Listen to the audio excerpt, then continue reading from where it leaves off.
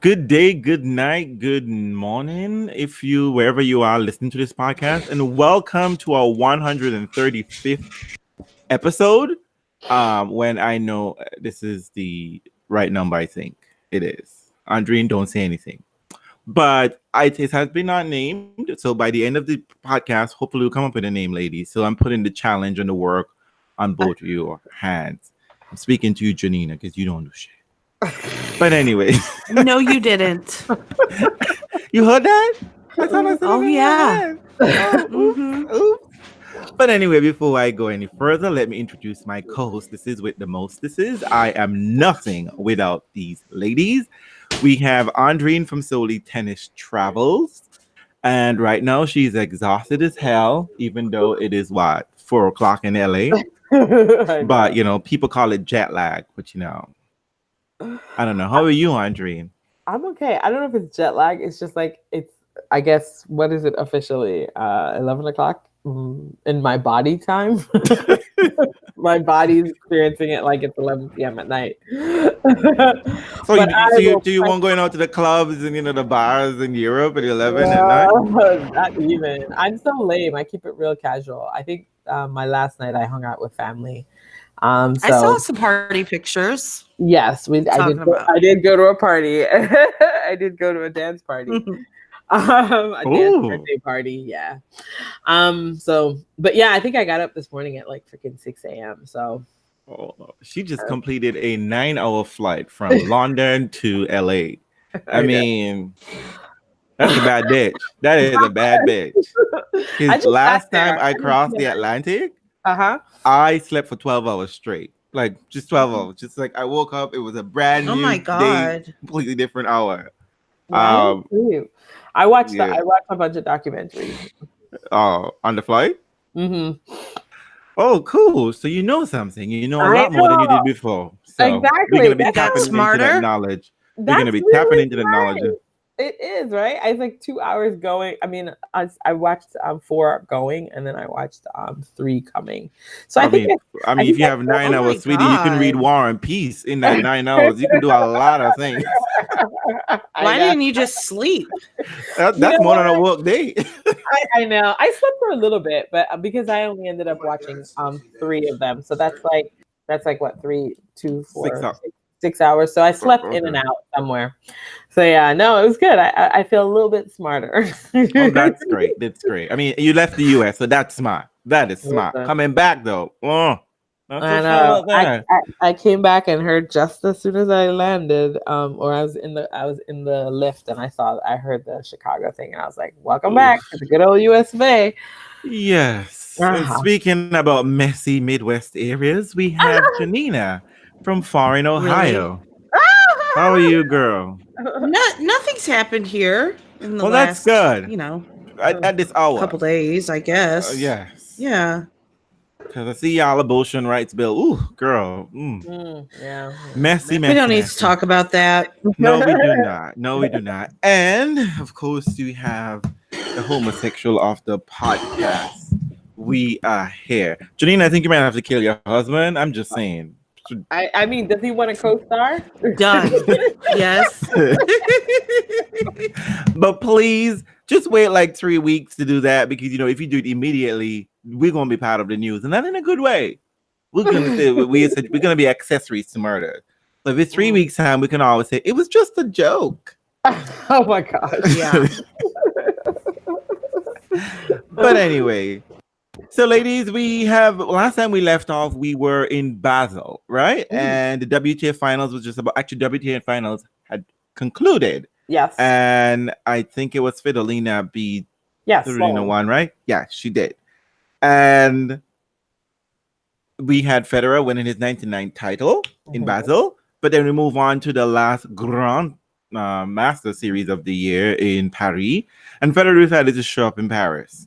And did Paris show it fucking ass? But we'll get to that later. I see, Federer, when you stick to a promise, and Leo, when we stick to something, when we say something, we should mean it and stick to it.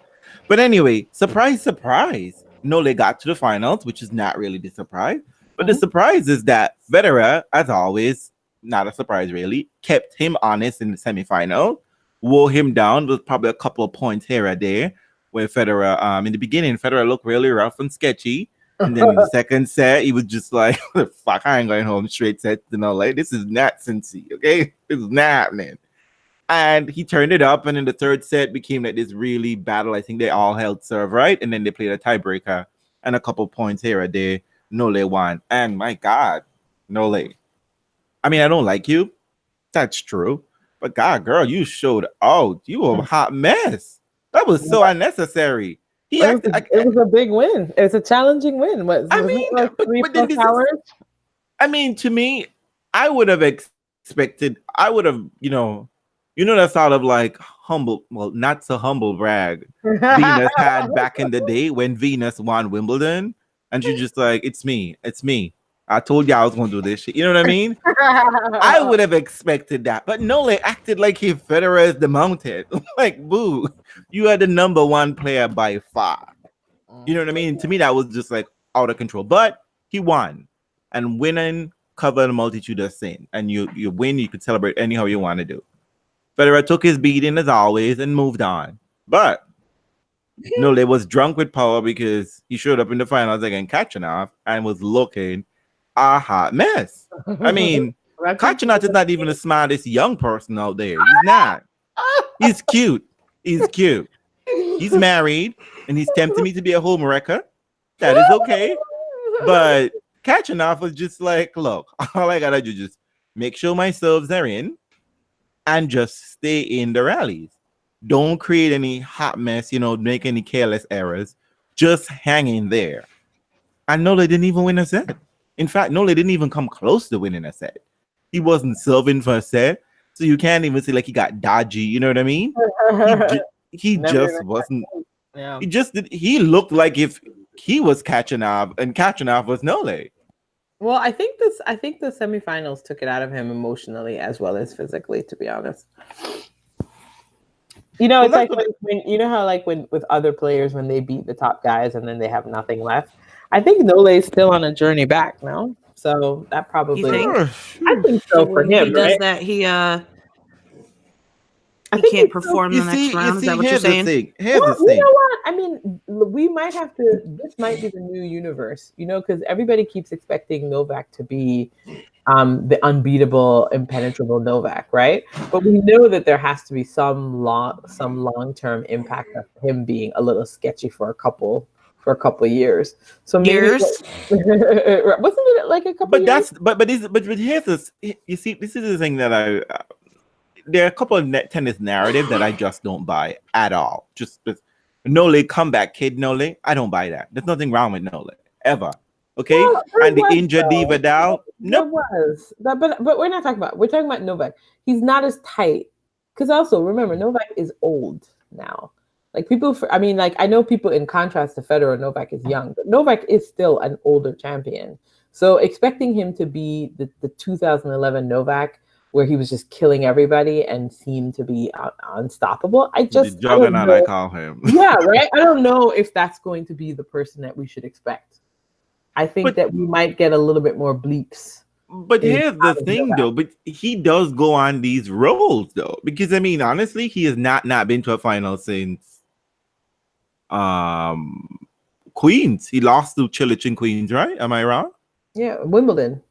Yeah. See, no. Before that, he's been to a final. He's never been to a final. He's back to who he is. But I think what I'm suspecting is that maybe he's not going to be back to that like unbeatable Novak where you take those. Well, somebody needs to tell these commentators and his family and his fams and whatever, because they speak of this man as if he's just like the juggernaut. And I mean, like, well, I don't think they're going to say anything different. They never well, that's true. But here's the thing.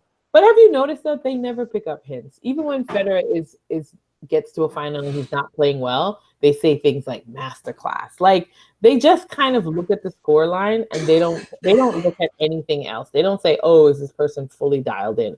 Because the whole that's thing true. It's true. You know what I mean? I had the or anything. They just sort of say. I had the triple fury of the PMAC, Cahill, and Brad Gilbert. Oh, for Paris? Well, I was talking about the World Tour Finals and just the that whole general vibe of them not picking up on anything. And again, that sense to me, again, that's why I said that to me, there's nothing wrong with Nole. Well, wait, let's not go too far. No. I was talking about the same finals. I'm talking about the finals in Paris. Talk about it. Yeah. If there wasn't anything physically wrong with him in Paris, but I think he had a little bit of a head cold in Paris, and I think Novak. He had a head cold in Paris, and I think he got exhausted by that 3-set match. Listen, I think it was still important for Novak to beat Federer. That's why it was important for him to respond the way he did.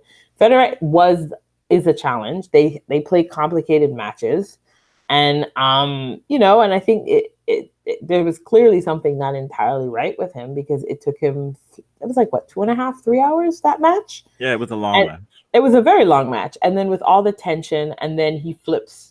For the next, within the next, very brief couple hours, he turned around time to go to the final with a younger guy who had not had the same struggle and was just.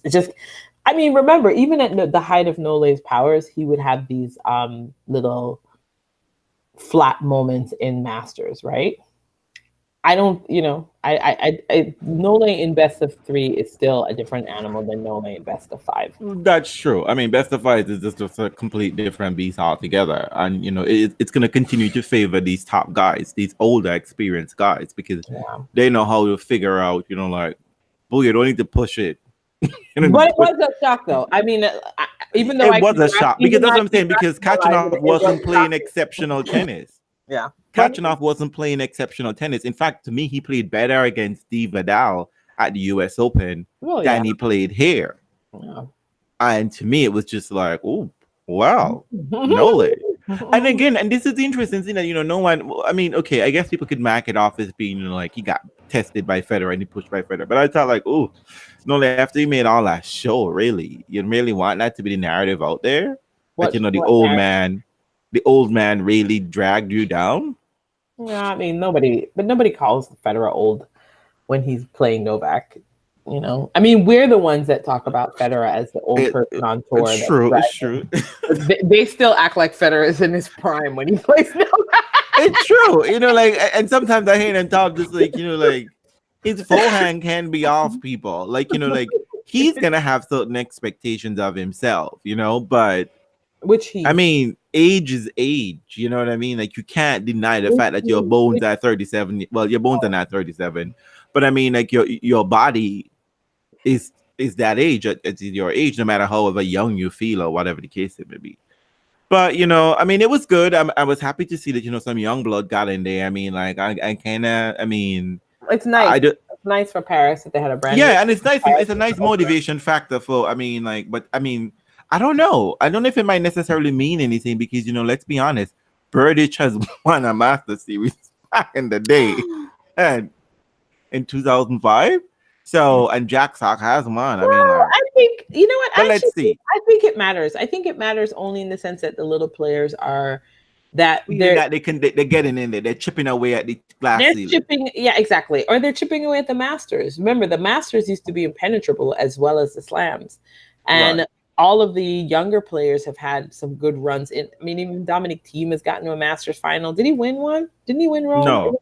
Oh no, he beat Nadal, but that was it. But you know what I mean? So it's I think that it means things. They're getting there. They're getting there. Yeah, they're getting there. And that is encouraging to me. I really, really like that. They're excited. It's exciting to see them trying to really work and figure it out. Well, it's also they're getting there because the other people are also I mean, I don't know.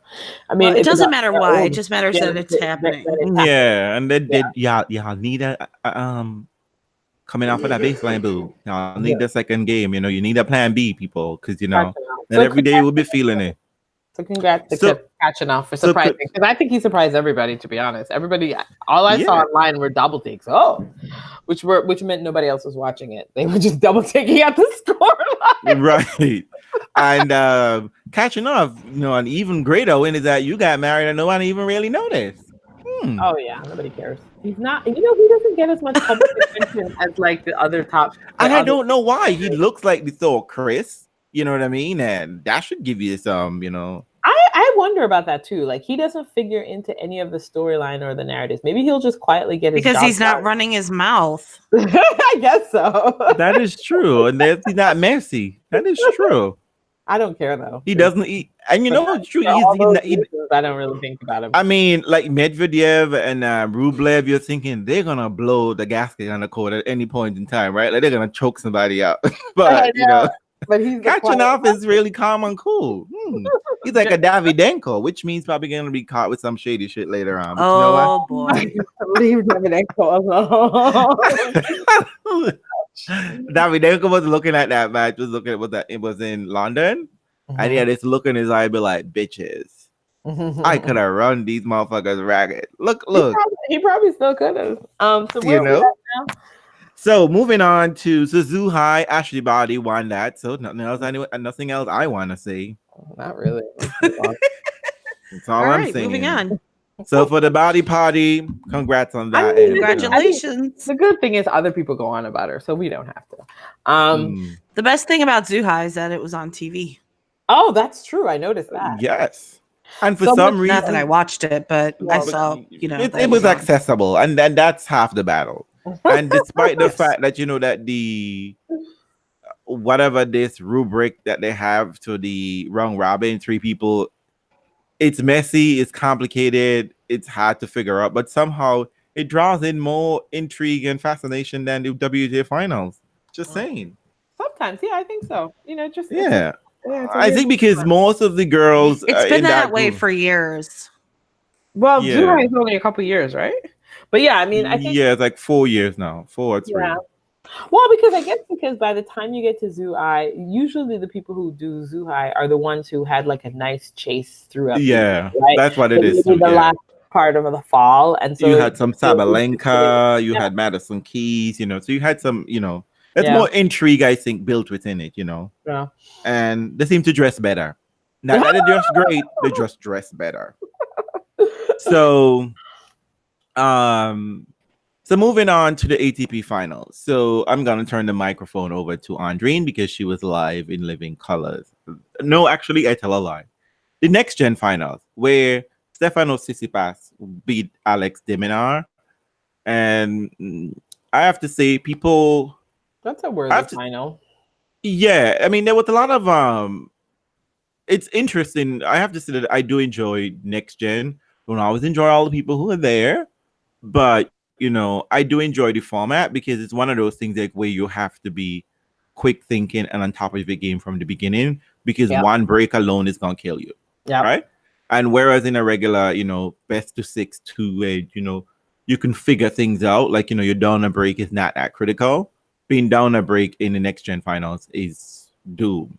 And it's there's no deuce point, it's deciding point, and let's serve. So it's complicated, and the court was very fast, so people had to figure out how to get into the net, which was one of the things. It favored the more athletic, players, but it favored those who were willing to like work their way in, and de Minaur showed that. And he was a nice surprise. I was, he's white bread, Australian, nothing really special, exciting about him, but he's tiny, I think. But you can never judge with these. But these players lie on their stats, right? Because that will go fine. So to me on TV, he looked small. Okay, next thing you know, he might be 6'5". But he really, I could see, like him coming into his own and being, like a solid, top 20 player at some point. You know what I mean? Being like a David Goffin. I think he could even be a top 10, depending on the quality of the top tenors. Yeah, and like his attitude too, in terms of like like he has this like the fighter, spirit, fighter, and he wants to learn. He doesn't seem to be satisfied with where he is, and he's putting in the effort. I was a little surprised at Tiafoe because I thought like he'd been exposed to the big stage that he would try to own this space, but again I think the format kind of threw him off because I think I don't understand anyone who thinks Tiafoe wants to own anything. That just doesn't seem like his personality at all. I mean, like when I guess you're right in that sense. I mean, he's not really boring, but he seems to come alive. He just plays. He plays backup. Yeah, and Robin Ginepri as his coach. His forehand has a hitch to it, so you can see it coming a mile away. I just think that I never think of Tiafoe as going up and out there and bossing a match. Like it always feels like he's a reactor. Yeah, and maybe he'll change over time, obviously. I mean, I know a lot of people love him and enjoy him. Well, I mean, he's 20 years old, so but so is Alex. Alex is 21 even. So but you could tell what they're. No, de Minaur is 19. Even so. Tiafoe, I mean. No. But our point is that there are people his age who are. Yeah, their personalities are already kind of set. You know who they are. So it's just for me. It's like to say that Tiafoe was going to go there and sort of boss the thing. He's not a boss player. That's just not his attitude on court. He seems like he plays background easily. Like that's more his comfort zone. That just his personality on court when I watch him. I never get the sense that he's going to boss a match. Even if he's in the lead, there's always the possibility for him to sort of struggle or. You know what? I don't know what. Now that you said that, I mean, I can see that because as opposed to when you see a player like Sasha or like Nick, and might not be a fake comparison in terms of they're much more established and experienced and more talented. Let's be 100 about that. But when they come on court, there is a sense that, you know what, even against a lower ranked player, Tiafoe just comes out I'm going to wait to see what he's doing out here. You know what I mean? So, or if he does, so what? You want more swagger? No, I want him to walk in with a bunch of street creds. I want the street cred because you know what? That's the thing. I was similar to what Realz is saying. Is like when you look at the NextGen finals, you want to give more credit to the people who've actually been doing well on the main tour too, right? Because I was like, when I looked at who was going to end up in the final, I was like, you know what? It would make sense for somebody who's been showing up in the main tour as well to get to the final because you're competing against the big boys. Yeah, it was the number 1 and 2 seeds who ended up in the final. Exactly, but also not by accident are also the ones who have demonstrated that they can do things on the main tour. Exactly, too, right? To see that their game is up there. Yeah, so somebody like a Tiafoe, you would also kind of imagine that he might bring that element to it, but he never seemed to. He seemed very much stuck in sort of like a kind of second league play, and maybe it was just a long season. Maybe he was also tired too, because I think he'd had a pretty quick turnaround, I think, from the last tournament to head over there. So he also seemed like he kind of ran out of gas a little bit. And also, I think he needs to develop. He needs a better coach because those two players, Tsitsipas and de Minaur, there is much more shape and texture to their game style. Yeah, they're doing more. They're much more structured to it. So Tiafoe comes out, they kind of like, not so sure what I'm doing here. Kind of, like the game style isn't so sure what he's doing. Like he makes a bunch of errors because he was error prone against Tsitsipas. It was just crazy. But anyway, maybe it's also the American style, which is very simple. Keep it simple. Oh gosh, girl. I mean, it's not a bad. It ain't a thing. You know what? Okay, let me take that back. It ain't a thing that works. It ain't a thing that works. It's just not. I mean, I would just like him to own. I want him to own himself better on the court because I think he has the ability to do that. And he's had some painful losses from being in a leading position. So that I think that's interesting as well for him. You brought up an interesting question, and you brought up a point that leads to a sort of a question I have, and we don't have to answer this right now because of time. But is this real American style? Is it really a thing? Because when you look at the last great American champion, and let us not include Andy Roddick, because again, who's the last great American champion? I mean, like Sampras, Agassi, Chang, not really, but I mean, like Chang was dominated on tour anyway, right? He was the number 2 player solidly. But even Sampras and Jim Courier and Sampras is a very efficient player. Exactly, and everyone talks about his big serve, but Sampras knew how to come to the net. He had a backhand that was solid. So a lot of this idea that Americans are only forehand, we're talking about Andre Agassi, the scrambler, he was good on both wings. So this whole idea about big serve and forehand shit, it's like that just seemed to be like a mediocre cop-out to cover just seemed like a cop-out to cover mediocrity. No, I just think it's probably just a holdover from the Roddick generation, which was really what that was. I mean, Roddick was a complete departure from Sampras. right? But that wasn't effective, and that's my point. I know it wasn't, but for a long time he was holding the game down, and he was also the one that was inspiring and trying to mentor some of the younger players coming up. I don't really think you see Sampras being out there chatting with any of the other players that are coming up on the scene. He don't chat with himself, I don't think. Exactly, look, right? Look. Hold up. Wah. I'm just saying, so you would necessarily think of this as the Roddick generation a little bit. You know what I mean? Like, even if you talk to these players, they don't mention Sampras at all, rarely. Okay, this is not a session to drag Sampras, okay? Because he is one of I'm my not going to dragging him. He's just not somebody that you think of as overly friendly. Because I mean, let's be 100 here. Any of these American boys really look really interesting? I mean, come on. I mean, Realz, you're getting lost. You're losing the point. I know what you're saying. You're right. We're talking about who's influenced this next generation, and it's true. And Andy Roddick. It is Andy. It's not Sampras. You don't hear them. I mean, or maybe even it's not even Agassi either. It's not even Agassi. I mean, it's interestingly enough, the generation that Agassi and Sampras inspired are like the Verdascos, the late 20s, the 30-something-year-olds. When you talk to the young, they're currently on tour right now. They're guaranteed to leave. When you talk to the younger players, I don't really hear them mentioning any of the kind of quote American greats. Really, I don't. That's not even really Jim Cora, who's kind of friendly and touchy feely.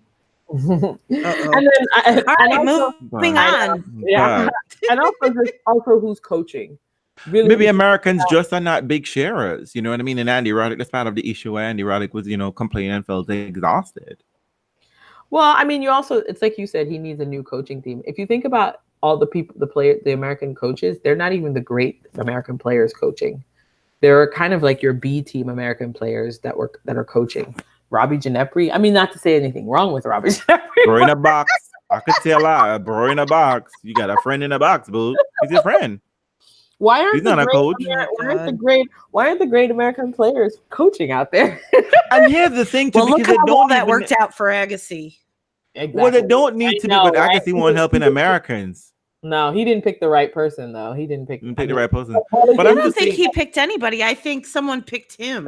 But I'm just saying that. Janine, you're right. It's not like he's looking around and going, "Find me an American." He doesn't. Exactly. But also the other thing too is at all. Like, they don't even need to be a real full-time coach. They can be consulting. They could be like everybody doesn't want to be a coach. I mean, fuck, Agassi didn't even like tennis. Why did we really think he was going to coach somebody? And be, great and effective. And yeah, that's true. You're right. I was surprised he even decided to do it. I thought he was miserable around tennis. But anyway, Andreen, I read that book. London. Yes, let's talk London. Let's talk London. So London, they celebrated. According to them, they've been in. It has been 10 years because they were there since 2008. God, I feel old. Wow. I remember when it used to be in Shanghai. Solidly. Yeah, it was solidly in my mind. I remember in Shanghai. And then how long was it in Shanghai? I think for 4 years or something, or 5 years. Why has it been in London so long? They extended the contract. I think because before there wasn't a Shanghai Masters. So when it left Shanghai, no, they're counting it. It's so weird. They're counting it like it was 2000, but 2008 was still in Shanghai actually. So, but they're calling it a 10-year. Oh, you know what it is? They're calling it a 10-year anniversary, including this next year as a part of the cycle. So like it was actually. So yeah, so it was 2009. So I guess I did go to London the very first year that they had it there. So I've been going to the tournament since it started in London, and can I tell you honestly, it hasn't changed that much. And it's not a good thing, I'm assuming. Well, you keep saying that, and every year you're more bored with it. Yes, you could tell, right? Every year it becomes decreasingly uninteresting. It just becomes more and more uninteresting, and I think they take away the little things that are charming about it. Like every year they retreat further and further into the experience. So you as a fan get less and less. So like. Before, the awards used to be presented in front of the public. So you could see Federer get his favorite award, or you could see Rafa get year-end #1 or what have you. You used to be able to get that. You don't get any of those anymore. They give those awards out at the big event that they have internally with the players before the event starts. 1 or 2 times they might bring someone out, because they did bring Alex de Minaur as like the newcomer. They gave his award, which made sense because you want the audience to get to know him. But they also, again, they do it at the weirdest time. They give out the award at the end of the last match, which is such a weird thing to do, because by then the audience is done. And it's like, why wouldn't you give out the award after everyone is seated and ready for the match? So they could do it between the doubles and the last single match, which supposedly is going to get a good crowd. They don't. They wait until the very end of that match and they say, stay in your seats. There'll be an award or there'll be a special presentation. And then they don't mention who the special presentation is for. So sometimes I'm like, just name the person, because maybe people will be interested. So it's just a weird way. The award is a very thrown away kind of quality to it. It just looks like as time has gone on, they've gotten lazier and lazier. Less effort and more bang for buck. Yeah, I'm sure they're making as much money, if not more, but they're just not putting as much interest in it. And like the other thing that they used to do is you used to be able to go up. One year they had like each player had an open clear box where you could see different things representing the year for that top 8 player. So there were just things that would help you kind of stay connected to the players a little bit. But now it's like you go in and it's just go straight to the tennis, and it just feels like a throwaway. It just doesn't feel like you're being shepherded in for just sing and then get out. Yeah, there used to be a whole area like a bad club. Yeah, where like you go a bad club and play in a bad neighborhood and different things and see pictures. I don't even know where the practice section was anymore.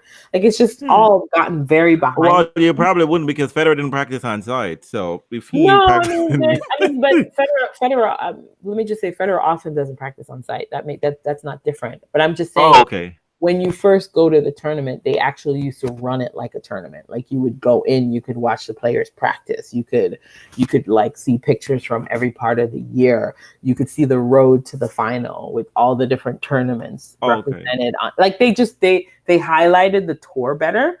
Now it's basically now stuck in a mall, because when they first started, I think the space was very open and they had more flexibility with it. But now the space is actually a full-on mall space. So it's like a giant mall. When I got there this year, I was like, oh, whoa, what's happened? Because last year there was some reconstruction. The reconstruction is over, and essentially the entire space has become an outlet mall. So now you have like shopping and you have food, and then there's tennis tucked in there. So it all feels very much like an afterthought. And so I have to say that I think a couple of years ago, people were calling for it to leave London when they were thinking about it. I definitely believe it's time for it to go from London. I think they should close out this time period with the top guys and then move successfully into another new place where people create new memories, In the past, they went to different places, because in recent memory, in terms of like, they were in Frankfurt, Hanover, Lisbon, Sydney, Shanghai. They were in Shanghai in 2002. They were in Houston for 2 years. Then I guess after that point, they went back to this place where I guess with the new business model, they decided to lock down places. York, right? Yeah, then they locked down places. So Shanghai was 2005 to 2008. London had 2009 to 2020. So I think the next place would be 2021. Now is it locked? I didn't know if London was is the last year 2020 or is it 2019? I think I saw it's 2020. Oh, it's so sad. 2 more years. They extended. It was supposed to be for 5 years, but they extended the contract. It was supposed to be ended some time ago, but they were. No, it was supposed to be for 5 years, and then I thought they extended. Yeah, they were doing a great job for the first 5 years. That's why. Well, listen, I'm not to belittle. London is a great tennis market. People are eager to see tennis here. The big fear is to put it in some place where you have to like grow the audience for it, right? And be problematic. And it's problematic. But I think, you know what? I mean, everybody gets pissed off, but maybe the lesson to be learned from like a Labour Cup is that you can launch an event, and it doesn't have to be there for billions of years. You can go there for 2-3 years, wham, bam, build up a thing, and bye. Right? You know what I mean? Like, I think you could. So I just think it would be nice because. But if you create enough buzz, I mean, tennis fans are willing to travel. Of course, obviously. They are. I mean, like sports fans are traveling. Like sometimes I'm watching like a different sport. I'm just like, the fuck, all these people came out for like, man, this is insane. But your sense of it, and I feel like I sense it even more online. And I don't know if maybe the online community is just different now too. But there's just no buzz to it. It's just really there's no buzz to watching it on TV. Honestly, there isn't. It's so. Other than you just liking the match. I don't know, but I am much more critical. Gina tells me that all the time. And like the commentators are just saying the same old spiel bullshit that we've said all throughout the year. Yeah. So there is no real nuance. It used to feel different. It didn't used to feel like a regular tournament on tour, and now it does. Yeah, it used to feel special, and it doesn't feel special anymore. Here's something to probably consider with that too. And they seem to be de-emphasizing the specialness of it. Even the things that used to be really fun about it. Remember how they sort of retreated into selfie mode? Remember when they all used to do the photo shoot? They used to the draw is happening someplace else weird. Yeah, I know. But before you used to pick a symbolic place and do that major photo shoot and then drop all those images that would excite people. Then you would also do the draw show in a fun and interesting way. And then you would also like divvy up the groups and have them take pictures together in an interesting way.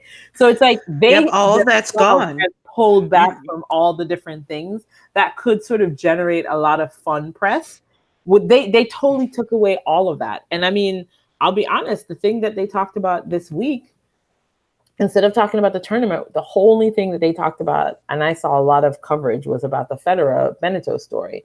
Like that's like you have a finals with the top 8 guys that you're trying to build an audience for, and you're going to spend time talking about the Beneteau piece. Yes, I get it. You need the clicks, but that also demonstrates like a real inability to generate new, interesting angles. And positive storyline because you were dragging yourself. You're dragging yourself.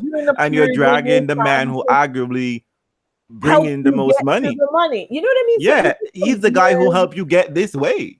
It's weird. It was just just a strange way. And like Janine also acknowledged, like there were just fun things that they've eliminated. Like why something? You know what? The other thing we should be considering.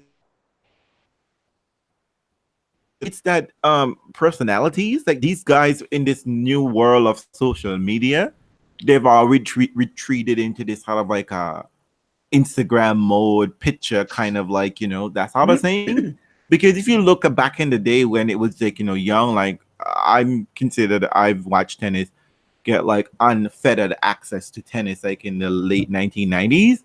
And you had so many different personalities, and they weren't even necessarily striking personalities, but they were all different people. Kafelnikov, Sampras, Karechuk, Moya, Cruton, Hewitt, Federer, and Nalbandian. All those were like different set of people. You know what I mean? Like they were they were completely different individual people, and they weren't necessarily trying to gel into being like this kind of oneness. Like, for example, like I'm sure they were like, let's go on the subway, like they did the tube, right? The metro. That was just a photo shoot. Like my thing was just like, why didn't you get them to be themselves? Why didn't you just follow them around and see what they wanted to do in London?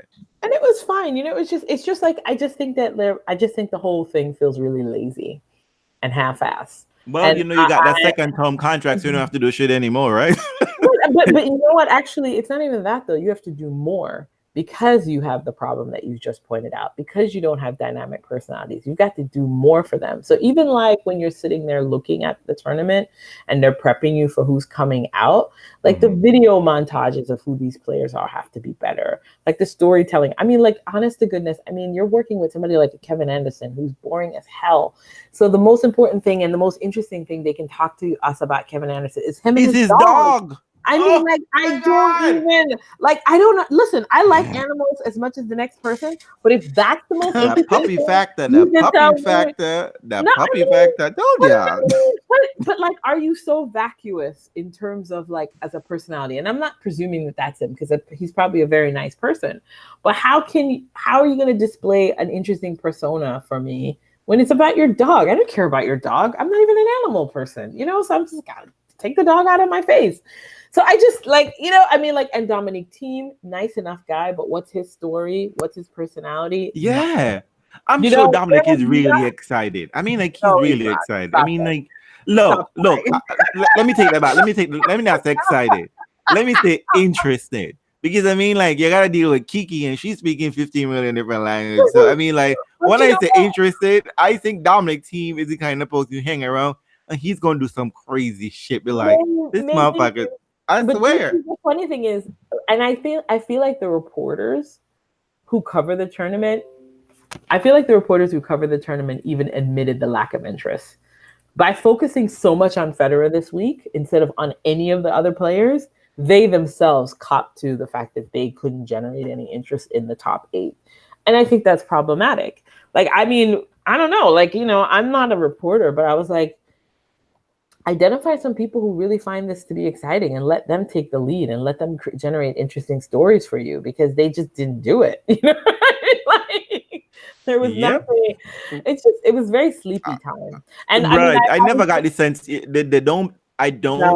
they don't feature any of the players' individuality. No, it's only the player is left to their own devices, and that's not always a great thing, people. It's not. You got to do some work. You got to help them. So, I would say I was contrasting it because they were doing the anniversary. I was really thinking about my time at the tournament. And year 1, I bought tickets for as many sessions as I possibly could, and I saw every session. And honest to goodness, I had tickets for the final, and this is really sad. I had tickets for the final. And I was hanging out with my family members, and I fully planned on going to the final. I did, because I said, you know what, I got to leave. May not make the doubles, but I'm definitely going to make the singles. And it was 4:15.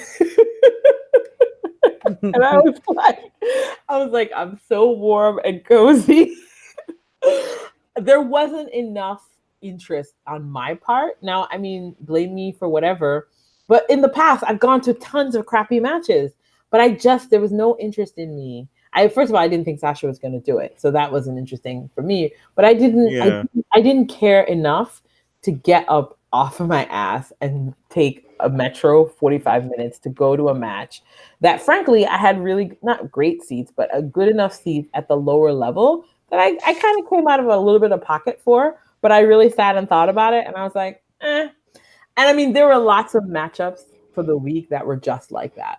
I was like, eh. I mean, that's painful. And I mean, think about it for you guys. That's bad. Were there any matchups? Yeah, were there any matchups that would have got you out of your seat and you to get out of in the cold and get on a subway this week? I mean, it was hard, it was really hard. I mean, maybe it was also just the grouping.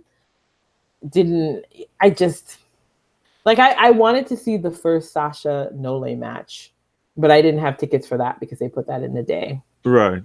So that was fine. I mean, and if I wanted to, that's probably the only match I would say I was initially interested in, but that match was a wash because Nole cleaned his clock pretty easily. So then after I saw the scoreline, I was like, I guess I didn't miss much, right? And even this final, I looked at it and I was like, it seems like Sasha played amazing, but I was maybe regretful that I didn't see him win his first thing. But beyond that, I didn't. The match was crazy. I didn't, I don't know. Like, You had tickets for the final? I did have tickets. She had tickets for the final, and she didn't go. That's what she's trying to say. Oh, she wasn't interested enough to go. I mean, I just had a conversation with Realz about this. How do you sorry. I took finals to mean the whole thing. No. There were days on a whole that you didn't go. I actually had and I had tickets. Listen, I had tickets for the Wednesday night match. And I was like, okay, I got my ass up and I was like, I'm going to go. But it was Isner versus Cilic, okay? Oh, girl.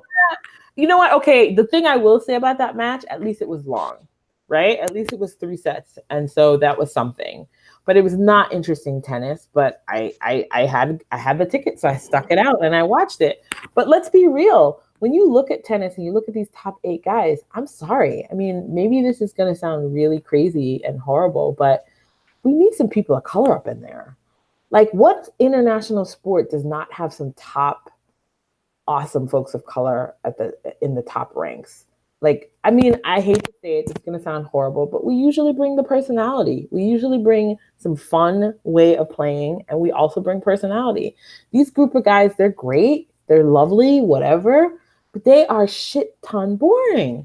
Mm-hmm. I'm like, listen, Chilich, like him, boring. Isner, whatever. I mean, even poor K, I find K exciting, but K was not feeling the ball this week. So even his matches didn't have what they could usually bring. And he admitted it. He's like, you know what? I wasn't feeling the ball. Like I tell y'all, for the longest while, the real crowd please and the real fun thing to watch at the ATP Finals is the doubles. I didn't. The double. But I didn't care. But the doubles are not compelling enough in terms of you don't know these people per se. Yeah, but when I'm talking about like on court dynamics, and you feel like it's interesting. It is the doubles. It is the doubles. I mean, like maybe it's because it's 4 people and there is an interaction between 2 people. But honestly, you're right. And I'm not even coming at this from the color angle per se.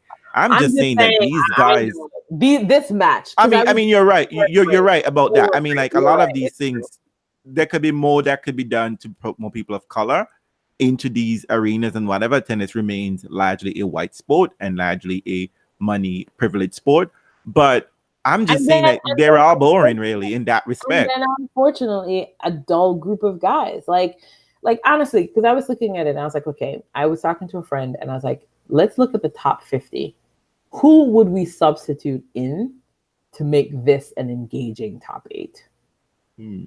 Like sub in some people. Keep Fed, keep Nole, but then let's sub in some other people. Who else would we have subbed in? Are we talking about whether or not we're saying fit or just generally just for personality thing? We're doing for fun. We're doing a beauty contest kind of thing, right? No, I'm saying for fun. Realz, pay attention, for fun. Not just, you want Monfils there.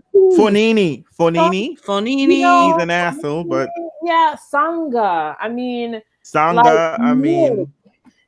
just like who could have brought some like buzz and just excitement? Like that's what I'm saying. Like whatever it is that's leading us to the top 8, it's not the right mixture of people to bring it. It's just not. They're just. I'm looking. Sasha is fine enough, I guess, but I don't know. I just was like, they're not. They don't have it. They don't have. Well, girl, I'm looking on this list, and only those people look excited.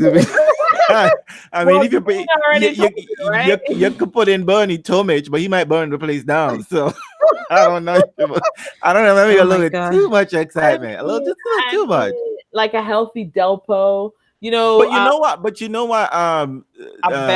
Sergei Stakhovsky said this to us a long time ago when he was on here last year or earlier this year. He said, Federer changed the way in which tennis is and get people engaged in tennis, or how tennis rate in tennis, and it just becomes this whole, yes, he's a great person, great press person in the press conferences, but it's all just the same oneness. There is no uniqueness and flair. And also they're also afraid that, let's be 100 here to that, like social media will get them and drag them. So they're very cautious and stilted. But I mean, that doesn't stop them from being personalities on the court. True. You don't need to have a social media feed. And I reject the blaming of Federer for that. I reject that because Federer has always appreciated, he's friends with assholes. So it's not like Federer is telling people not. Yes, his friends, a lot of his friends, nearly all of his friends are assholes. And so it's like, so I reject that. I don't know what it is. I don't know what. No, I'm not blaming him to say, I'm just saying that is a model that people sort of like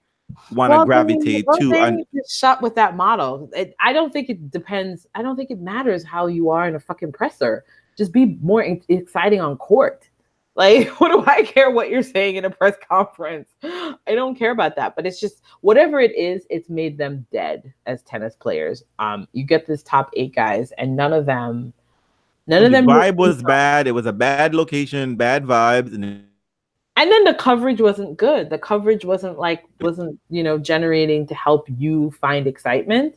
Because I think a Sixers basketball game, just dead and boring. And I think they were bored. I think that the people who covered it were bored, and it looked like the people who were doing the tournament were bored, and therefore we were bored. And so even though I had tickets for the final, there was a part of me that didn't think that it was going to be worth my time showing up. And I'm happy that Sasha surprised us. But even that surprise was like, oh, well, that's cool. But I just, I don't know. like maybe it's a reflection of me and 10 years at this. But there's definitely a change in the tournaments and in how you feel about it. Like this used to be a really exciting thrill. And you know what is interesting about this comment, because this is something that we have remarked on other tournaments across where we've been going to on a regular basis.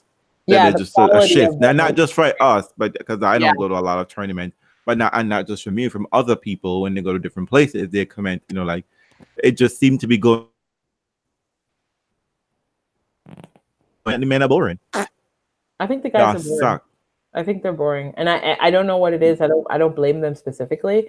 Whatever it is that they're doing, however they, whatever it takes to succeed on the tour, somehow it takes their joy. It steals the joy, and so what you end up with are a bunch of joyless champs. And men, don't say some shit because this is the end of the year. The season is long. Let's talk about the fact that y'all are boring in Melbourne as well.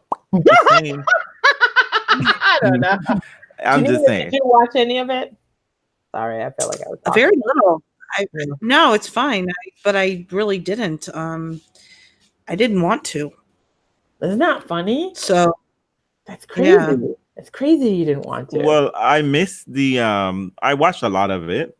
I missed the doubles finals, and I'm happy I did. Though for a bad reason, I went to watch that new Harry Potter movie. It's a whole other conversation, but thank God I didn't pay for that. But I saw a lot of the doubles and whatever, and it's really, I think, again, I enjoyed the doubles. The doubles are great. They're great. Those guys bring more personality amongst each other, and I wish the ATP would do more to put them on regular stages and more popular on TV and highlight them, feature them a lot better than they do now. In terms of the singles, most of the matches were dull. I think I kind of hope that it would have been different when Cake came off with a bang and he beat Federer. Change it all and I was just like, change it all up, because Federer has never started off with a loss, no matter how shitty he comes in. He never comes in with a loss. But and I thought Cake was going to be doing something, and then the next day it just became like a shit show, basically. It's just like, can I tell you honestly, Federer was the only thing that was, and that's so sad, but he's the only one that created any sense of confusion about what was going to happen. Was there any doubt in your mind that Nole was going to win his group? Oh, no, there was no doubt at all. And that Sasha was going to be second? Well, but here's the thing. I think with Kate beating Federer, there was that buzz that probably something could have changed, right? But that's what I mean. Like, that was the only thing. But then as soon as the next day came around, it was just like, oh, this was not going to be anything. And I believe Kevin played. Yeah, he was very good too. Like he played Dominic, and I think I think people expected Dominic to have won that match as well. I thought Dominic would just show up better. Yeah, I thought so too, but he was struggling, and he made some really poor errors. Like really, like come on, dude. But also, to be truthful, Kanda was just like, bitch, come to the net. I dare you to come to the net. I dare you to move off of that base and then come forward. So that was his problem. Kevin showed him that Kevin, because it's indoor and Kevin had all of the, it was better for Kevin. It was just a better matchup for Kevin in that respect. But none of the matches had any real buzz or highlights, really, because then where the anticipation showed up for the next match against Federer versus Dominic, that ended in a fizzle, and Dominic has shown that he can beat Federer. I think, doesn't he lead the head-to-head in Federer? No, actually, but it's like 2-1 or something. 2-1 or something like that, yeah. It's been close. It's been close, yeah, and he just didn't, and then Cake. Damn, a bagel and a breadstick. Fucking hell. From Kando. I know. From Kando. when they've played very close matches in the past. So that's I mean, when that happened, we just knew this was done. There's nothing here to watch. Yeah, Kay was having a bad week. And maybe there is something to be said for it being a long week. Maybe a long year. Maybe they need to shut down the season right after the U.S. Open. But then where would they get all their money from? Asia. So, but think of true that. Maybe right after the U.S. Open, you do the Davis Cup, and then there's like another period, and then they all get together for a match in October. And the finals is in October, and then they end up having like November and December off. Maybe that'll put a fire under people's asses. Yeah, that's not happening. But I have to say something, while we're here, I'm not a Kando fan. I'm just not. I mean, he looks like an ugly stepsister, like a creature from a Victorian madhouse novel. But I have to say that, like going back to people, maybe players, y'all need to take a vacation. A vacation in quotation mark, because Kando was injured last year. A part of last year, and he came back strong. Oh, so yeah. Maybe y'all need to take a break. That's fine. I think they probably can. But I mean, the only good news I have is hopefully the beating that Kevin Anderson got from Federer and Nove. Maybe that will make him retreat from the top 10. I mean, that was not what I thought was going to come out your mouth. But you know what? Listen, okay. I'm Southern. I want Burdage back. Okay. Give me Burdage back. I know. I much prefer Burdage. But you know what? I have to say though, I did live for the fact that John Isner didn't win a single match. I was like, but you know what? At least he kept it. At least did you think he would? He came close. It's indoor. He came close. Yeah. But you know what was hilarious is that the one trick pony, when it came to really show that trick, he double faulted. Who's double faulting in the tie break, for God's sake? He double faulted.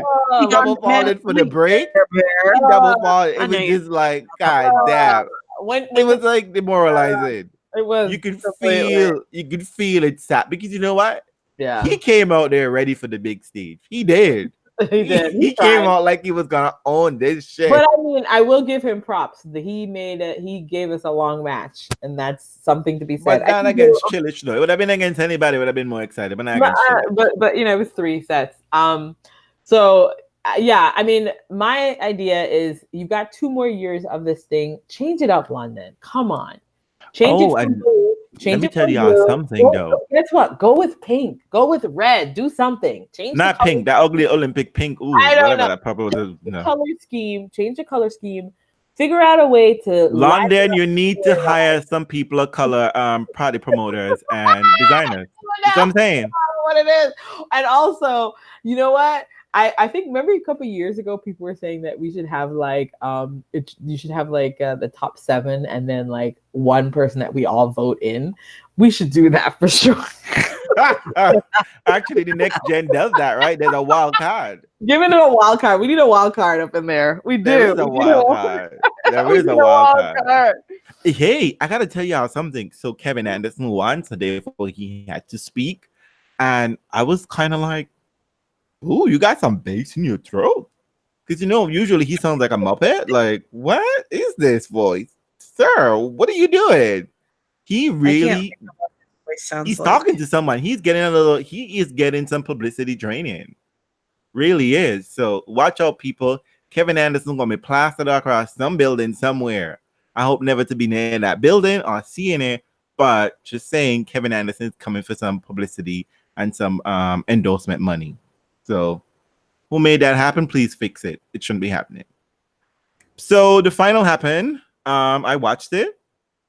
All I gotta say is that Sasha, I'm always iffy about Nole, because I always feel that Nole isn't losing because of his tennis in terms of like he's being beaten.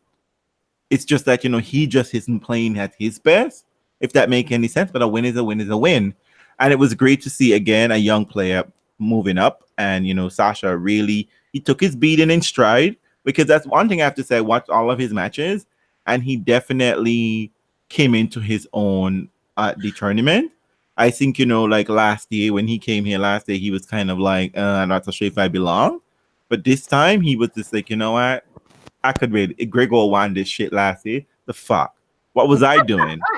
What was I doing last year that I couldn't have been in that finals? True. You know, and but he really came. Go ahead. You're saying he won because Novak was off? Is that what you're saying? Yeah, I generally think so. I mean, like when Nole is in this, I think so too. Because I mean, Nole was losing the rallies. Nole beat him earlier in the week. What was it? Yeah, Bad beated him. Something. Yeah. So Nole wasn't. Listen, it's like when Nole lost to Andy in that final.